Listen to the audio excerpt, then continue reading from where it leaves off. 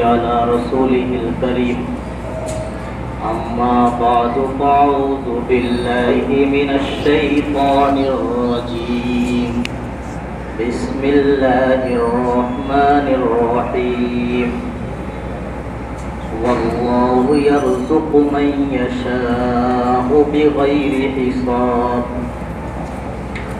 صدق الله مولانا العظيم محترم و مکرم معزز سامعین کرام، بزرگوں، نوجوان ساتھیوں، پیارے بچوں، رمضان المبارک آیا اور آ کر چلا گیا۔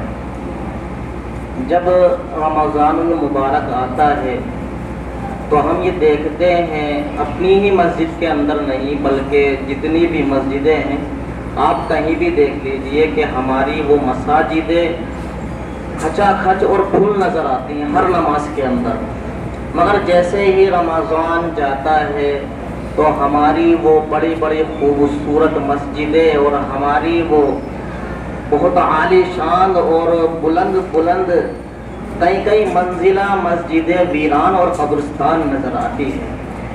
ایسا لگتا ہے کہ صرف رمضان المبارک کے اندر ہی ہمارے اوپر نماز فرض ہے۔ ایسا لگتا ہے کہ صرف اللہ تبارک و تعالی نے یہ کہا ہو کہ رمضان المبارک کے اندر ہی قرآن پڑھنا ہے، اس کے بعد نہیں پڑھنا۔ ذکر و اذکار صرف رمضان المبارک کے اندر ہی کرنا ہے، اس کے بعد نہیں کر سکتے ہیں، یہی معلوم ہوتا ہے۔ تو ہماری مثال کسی نے بہت ہی اچھی دی ہے کہ ہماری مثال جو ہے ایک برساتی میڈک کی طرح ہے کہ جیسے بارش ہوتی ہے، برسات شروع ہوتی ہے، جب موسم آتا ہے اور جب بارش ہوتی ہے تو ہر تالاب میں اگر ادھر تالاب ہے تو ادھر بھی میڈک ٹر ٹر کرتے ہوئے نظر آتے ہیں، ادھر اگر تالاب ہے تو ادھر بھی میڈک ٹر ٹر کرتے ہوئے نظر آتے ہیں۔ جہاں بھی آپ کو کھلے کھودڑے ملیں یا اسی طرح سے ندی تالاب ملے، ہر جگہ پر آپ کو برساتی میڈک ٹر ٹر کرتے ہوئے نظر آتے ہیں۔ تو ایسے ہی جب رمضان المبارک آتا ہے تو ہمارے یہاں ہر مسجد کے اندر دیکھیے، ہر مسجد کے اندر نمازی پھول نظر آئیں گے اور ہر نماز کے اندر نظر آئیں گے، نماز پڑھتے ہوئے بھی نظر آئیں گے، قرآن کی تلاوت کرتے ہوئے بھی نظر آئیں گے، ذکر و اذکار کرتے ہوئے بھی نظر آئیں گے، دین کی تبلیغ کرتے ہوئے بھی نظر آئیں گے۔ اور جیسے ہی برسات ختم ہوتی ہے، برساتی میڈک ختم ہوتے ہیں، ایسے ہی رمضان گیا اور اسی طرح سے ہمارے جو نمازی ہوتے ہیں، جو قرآن کی تلاوت کرنے والے ہوتے ہیں، تو وہ بھی مسجدوں سے غائب ہو جاتے ہیں۔ اور میں نے تو خود اپنی مسجد کے اندر دیکھا ہے کہ فجر کی نماز کے اندر رمضان المبارک کے اندر جہاں ہماری مسجد کے اندر دو تین صفیں ہوتی ہیں تو ایک صف بھی ہونا مشکل ہوتی ہے۔ بہت سے دن تو ایسا آتا ہے رمضان کے بعد۔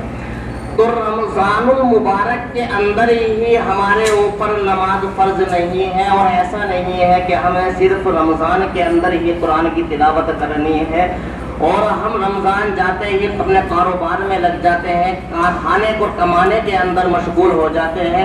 ایسا محسوس ہوتا ہے کہ اگر ہم کمائیں گے نہیں، کھائیں گے نہیں، کاروبار پر نہیں جائیں گے تو کھائیں گے کہاں سے؟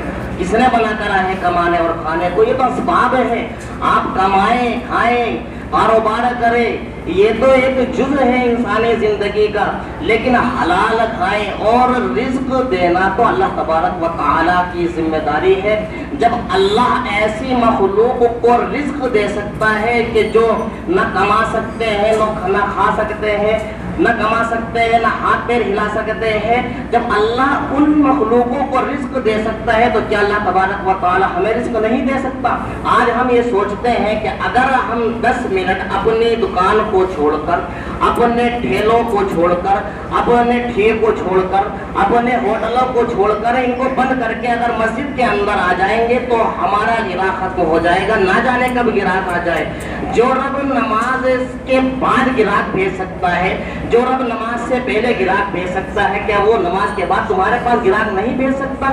جو اللہ اپنی مخلوق کو جو نہ کماتے ہیں، نہ ان کا کاروبار ہے، نہ دھن ہے، نہ دولت ہے ان کے پاس، جو اللہ ان کو کھلاتا ہے، اور ہم تو کچھ بھی نہیں کھاتے جتنی دوسری مخلوق کھاتی ہیں، جب اللہ ان کو کھلا سکتا ہے تو کیا ہم کو کھانے کے لیے نہیں دے سکتا؟ اللہ اتنا بڑا رزاق اور رزق دینے والا ہے کہ ہم اندازہ بھی نہیں لگا سکتے۔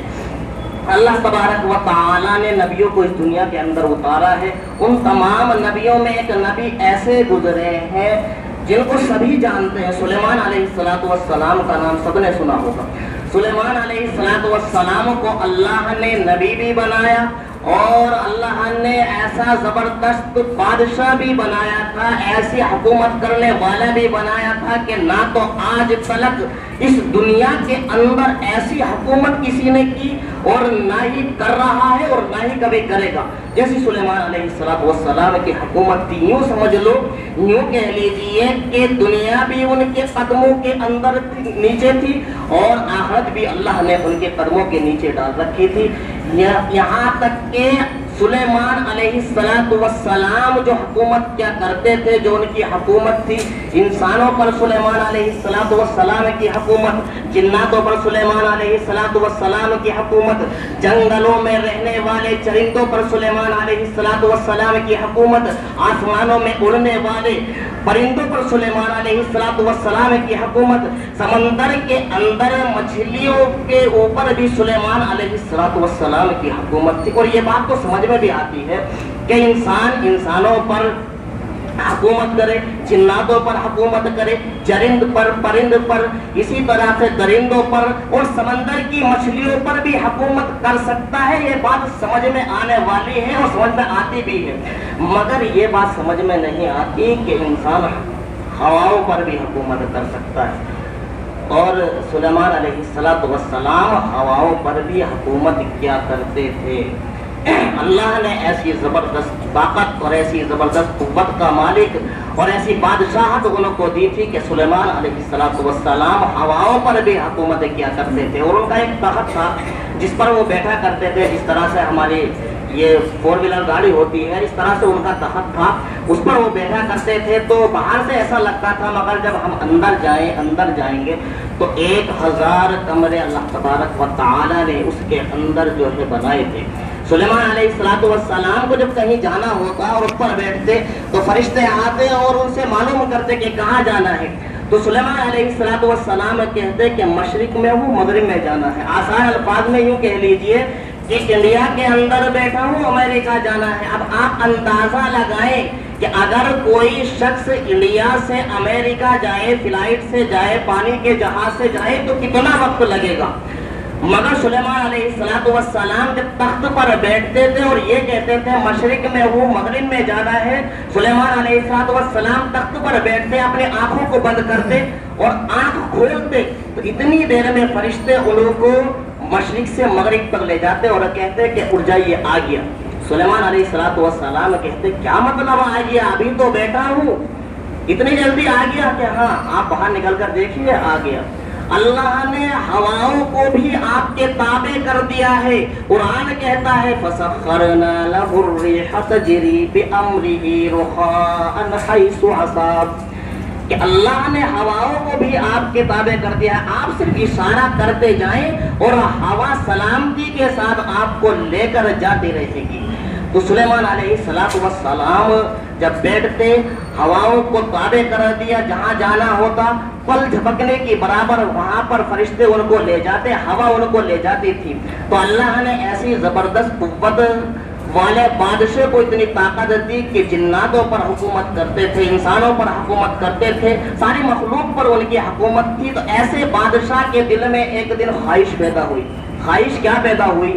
خواہش یہ پیدا ہوئی کہ انہوں نے سوچا کہ میں ساری مخلوق کو کھانا کھلانا چاہتا ہوں۔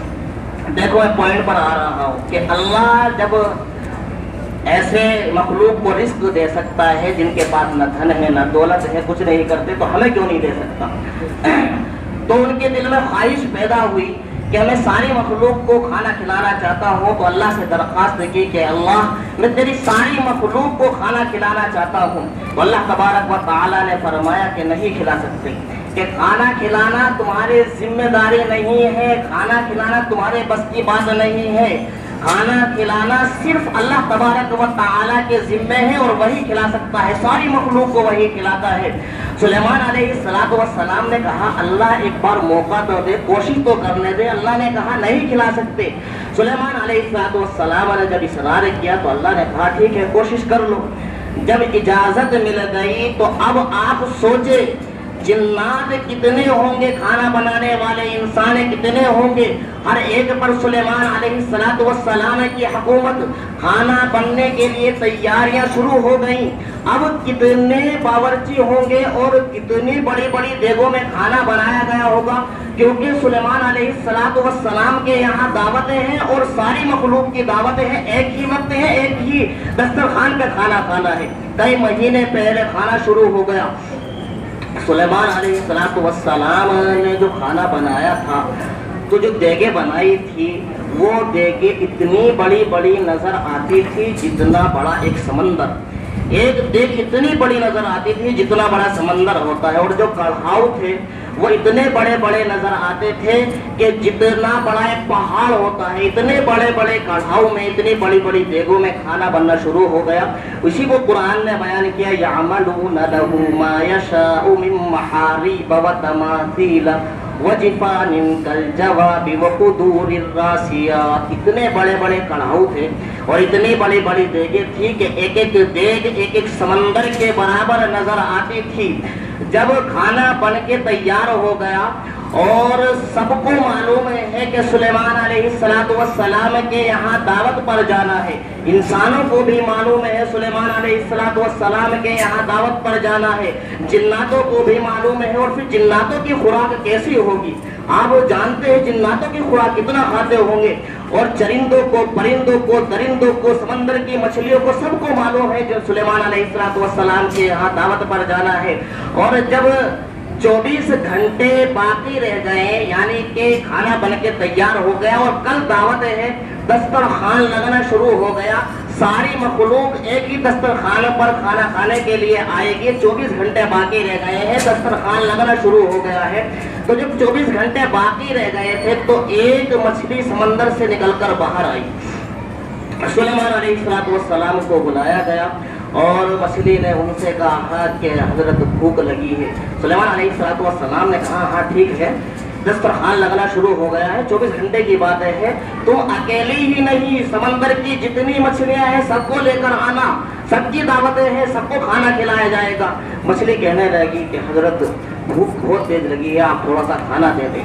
سلیمان علیہ السلام نے کہا نہیں، اصول ہے، ضابطہ ہے، سب کو ایک ساتھ کھلایا جائے گا، ایک ہی دسترخوان پر کھلایا جائے گا، آدھا دسترخوان لگ چکا ہے، آدھا باقی ہے، جب دسترخوان لگ جائے گا ساری مچھلیوں کو بلایا جائے گا، ساری مخلوق کو بلایا جائے گا، تم بھی آنا اور سب کو ایک ساتھ کھانا کھلایا جائے گا۔ مچھلی نے کہا کہ حضرت تھوڑا سا کھانا دے دے، بہت تیز بھوک لگ رہی ہے۔ سلیمان علیہ السلام نے اپنے درباریوں سے کہا کہ اس مچھلی کو کھانا کھلا دو، اور دیکھو میں محراب میں عبادت کرنے کے لیے جا رہا ہوں، جب دسترخوان بچھ جائے، جب مچھلی کھانا کھا لے تو مجھ کو خبر کرنا۔ سلیمان علیہ السلام یہ کہہ کر اپنے محراب میں چلے گئے اور عبادت کرنے میں مشغول ہو گئے۔ ادھر مچھلی کھانا کھانا جو شروع کیا تو کھاتی گئی، اتنا کھانا کھایا کہ آدھا ختم ہو گیا۔ ادھر سلیمان علیہ السلام، اور مچھلی بھی کوئی زیادہ بڑی نہیں تھی، آدھا کھانا کھا گئی۔ سلیمان علیہ السلام بیٹھے ہوئے انتظار کر رہے ہیں کہ اب مجھ کو بتانے کے لیے آئیں گے، مچھلی نے کھانا کھا لیا، اب دسترخوان لگ گیا، لیکن کوئی بتانے کے لیے ہی نہیں آتا۔ جب انتظار کر کے تھک گئے اور کوئی بتانے کے لیے نہیں آیا تو باہر آئے اور درباریوں سے کہا کہ کیا ہوا، تم مجھے بتاتے کیوں نہیں کہ دسترخوان لگا یا نہیں لگا، مچھلی نے کھانا کھا لیا نہیں کھا لیا۔ درباریوں نے کہا کیا بتائیں، آدھا کھا گئی۔ کہ کیا مطلب آدھا کھائی گئی؟ کہ جب سے کھانا شروع کیا ہے کھاتی جا رہی ہے، کھاتی جا رہی ہے، آدھا کھا گیا۔ اب جب دسترخوان کا لگنا ہے، سارے مہمان آنے ہیں، سلیمان علیہ السلام کو ٹینشن ہوئی کہ اب کھانا کس طرح سے بنے گا۔ تو درباریوں سے کہا کہ جب مچھلی کھانا کھا لے تو مجھے بتانا، اور پھر دوبارہ سے کھانا بھی بننا ہے، کل کو مہمان آنے ہیں، مجھے بتانا جب دسترخوان لگ جائے اور کھانا بھی اور مچھلی کھانا کھا لے مجھے بتانا، میں جا رہا ہوں۔ سلیمان علیہ السلام محراب میں گئے، عبادت کرنے لگے اور انتظار کر رہے ہیں۔ اب جب मछली ने सारा खाना खा लिया। दरबारी सुलेमान अलैहिस्सलाम के पास बताने के लिए आए कि हजरत सारा खाना खा लिया, और आकर कहा कि हजरत मछली ने सारा खाना खा लिया। तो सुलेमान अलैहिस्सलाम को बहुत गुस्सा आया, और गुस्सा आने वाली बात भी है कि अगर हमारे यहाँ कहीं पर कोई प्रोग्राम हो, शादी ब्याह हो, और कई हजार लोग आने भी हो, और कहीं से बारात आनी हो, बारात आने से पहले, मेहमान आने से पहले खाना खत्म हो जाए, कोई खाना वाला खाना खा ले, तो फिर कितना गुस्सा आएगा, इतनी जल्दी इंतजाम कहाँ से होगा। सुलेमान अलैहिस्सलाम के पास एक डंडा था, वो लेकर चले और जाकर आवाज दी कि बाहर आ। मछली बाहर आई कि क्या हुआ। कहने लगे कि सारा खाना खा गई। कि हजरत अभी भी और भूख लगी है। सारा खाना खा गई। इतने बड़े बड़े देग समंदर के बराबर नजर आती थी, इतनी बड़ी बड़ी देगें बनाई थी, सारा खाना खा गई। कि हजरत अभी भी और भूख लगी है। कि ऐसे खाना का होता कि सारा खाना खा गई।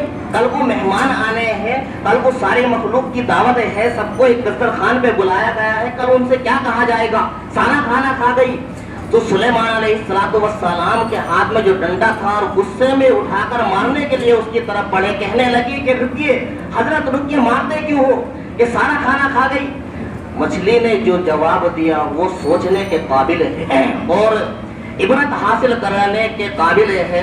मछली ने कहा कि हजरत आपने दावत करी, मैंने खाना खा लिया, थोड़ा सा खाना, ज्यादा क्या खा लिया, आपने मारना शुरू कर दिया, आप मारने के लिए आ गए।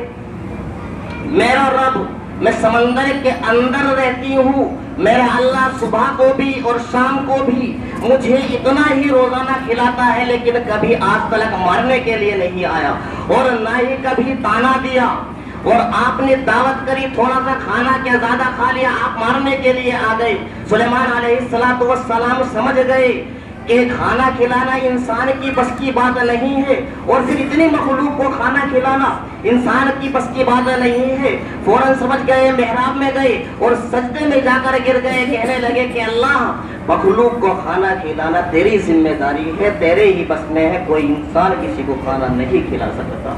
तो जो अल्लाह ऐसी मखलूक को खाना खिला सकता है, रिज्क दे सकता है, तो क्या वो अल्लाह हमें खाना नहीं खिला सकता। इसलिए जब नमाज का वक्त हो जाए मस्जिदों में आए। जिस तरह से रमज़ानुल मुबारक के अंदर हमारी मस्जिदें, और जिस तरह से जुमे के दिन हमारी मस्जिदें फुल नजर आती है, नमाजियों से फुल नजर आती हैं, कुरान पढ़ने वालों से फुल नजर आती हैं, ठीक इसी तरह से हर वक्त, पांचों वक्त, हर दिन इसी तरह से हमें मस्जिद के अंदर नजर आना चाहिए। दुआ करो अल्लाह तबारक व तआला हमें अपने अहकाम पर अमल करने की तौफीक नसीब फरमाए। व आखिर दावाना अल्हम्दुलिल्लाहि रब्बिल आलमीन।